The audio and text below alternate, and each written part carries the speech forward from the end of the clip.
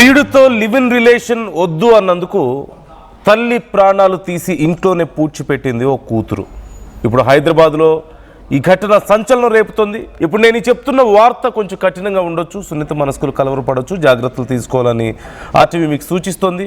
US discretion is highly advised. Hyderabad Jawahar నగర్లో ఈ దారుణం చోటు చేసుకుంది.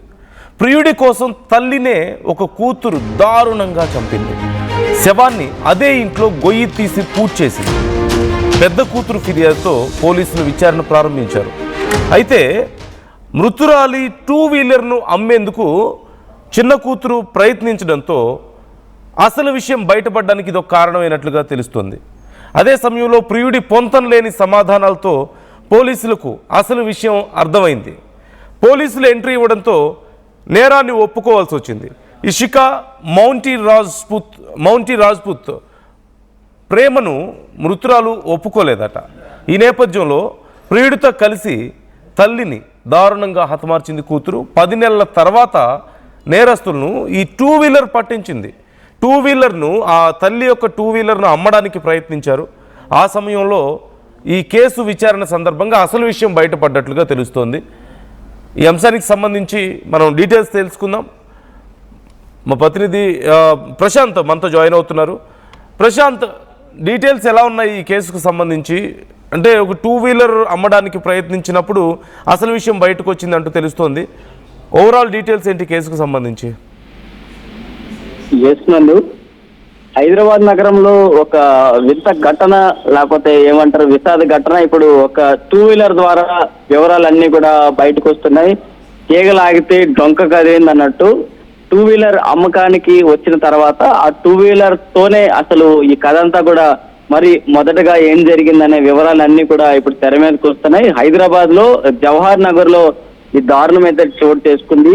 లివింగ్ రిలేషన్ వద్దు అన్నందుకు ఒక తల్లిని తన 2వ కుమార్తె తన ప్రియుడు ఇద్దరు కలిపి కూడా తల్లిని పూర్తిగా చంపారు. చంపేసి అదే అపార్ట్మెంట్ లో ఆ తల్లిని ఒక గొయ్యి తీసి అక్కడ పూడ్చిన ఘటన జరిగింది. సో అతను ఎలా వివరాలు బయటకు వచ్చాయంటే వాళ్ళ దగ్గర ఉన్న పూర్తి వివరాలు కనుక ఒకసారి చూసుకున్నట్లయితే తల్లి చనిపోయింది, అదే తల్లి అదృశ్యమైంది, కనిపించడం లేదు. అలాగే 2 వీలర్ పోయిందంటూ కూడా ఈ చిన్న కుమార్తె తన ప్రియుడు ఇద్దరు కలిపి కూడా పోలీస్ స్టేషన్ లో గతంలోనే ఏడాది క్రితమే కంప్లైంట్ అయితే చేశారు. సో పోలీసుల దగ్గర ఈ ఎఫ్ఐఆర్ కాపీ కావచ్చు, మిగతా వివరాలన్నీ కూడా పోలీసుల దగ్గర ఉన్నాయి. ఈ నేపథ్యంలోనే వెహికల్ 2 వీలర్ సేల్ కి రావటం, ఆ వివరాలన్నీ కూడా చెకింగ్స్ ఎవరైతే అమ్మడాలు కొనడాలు చేస్తుంటారో సో ఆ వెహికల్ తాలూకా పూర్తి వివరాలు తెలుసుకున్నప్పుడు ఈ వెహికల్ పోయింది అనే కంప్లైంట్ మాత్రం చూస్తేనే ఇక్కడ పూర్తి వివరాలు తెర మీదకి వచ్చి అప్పుడు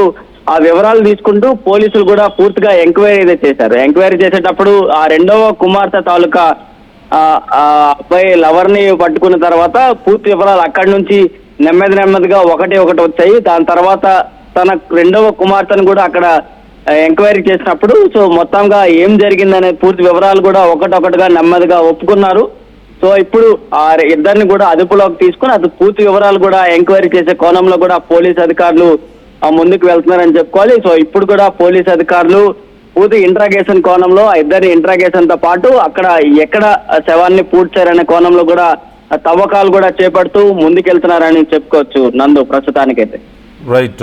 thank you Prashant, thanks for the details. ప్రియుడితో రిలేషన్ మంచిది కాదు అని చెప్పినందుకు ఆ తల్లిని ప్రియుడితో కలిసి చిన్న కూతురు దారుణంగా హత్య చేసి ఇంట్లోనే పాతిపెట్టినట్లుగా తెలుస్తోంది. చాలా నెలల తర్వాత అసలు విషయం బయటకు వచ్చింది.